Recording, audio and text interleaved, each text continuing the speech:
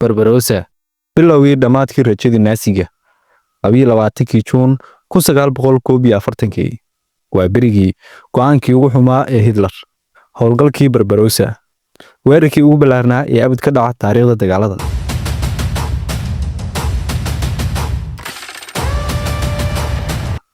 Saddex milyan oo askari, kumanaan taangi iyo diyaarad dagaal ayaa ka gudbay xuduudaha midowga Soofiyeed, iyadoo ujeedadu tahay in la burburiyo awoodda Soofiyeedka. Waliba si degdeg ah, Jarmalka iyo xulafadiisu guulo degdeg ah ayay ka gaareen dagaalka. Belarus, Ukraine, Baltics, midka kale ayaa gacanta u galayay.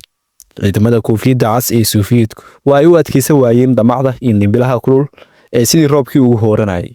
Si xawli ah ayayna dib ugu gurteen. Laakiin Hitler wuxuu iska indhatiray hal arrin oo ah cimilada Ruushka, taas oo ah mid aad u qalafsan xilliga jiilaalka, ayna adag tahay in lagu noolaado, bal iska badaa in lagu dagaalamo. Jiilaalkii ayaa yimid, sahaydiina waa gabawsi. Markan Hitler wuxuu wajiga u weeciyay koonfurta, halkaas oo ay ku taalo magaalada Stalingrad, magaalo oo si shakhsi ah u nacbaa. Halkaas ayaa la isku farasaaray. Dagaalkii ugu xumaa ayaana ka qarxay 23 Agoosto sanadii 1942. Diyaaradaha Jarmalku waxay Stalingrad ka dhigeen qiiq iyo burbur. Wada waliba waxaa qariyay qashinka dhismayaasha dumay.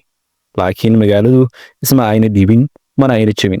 Ciidankii 62aad ee Soofiyeedka oo hogaaminayo General Vasily Chekhov waxay dagaalku bedeleen mid wado ilaa wado ah, guri ilaa guri. Laakiin Hitler waxa uu ku adkaystay in dagaalka uu sii wado, wuxuuna ciidamadiisa ugu xoog badnaa u diray Stalingrad.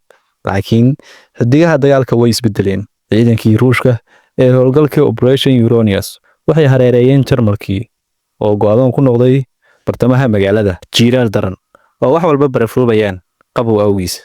Sahaydii oo gabawsi ah. Hitler wuxuu amar ku bixiyay in aan dib loo guran. Laakiin goor dambe oo tala faraha ka baxday, amar ma badbaadi karo askari gaajaysan. 2 Febraayo sanadii 1943 ciidamada Jarmalku waa isdhiibeen.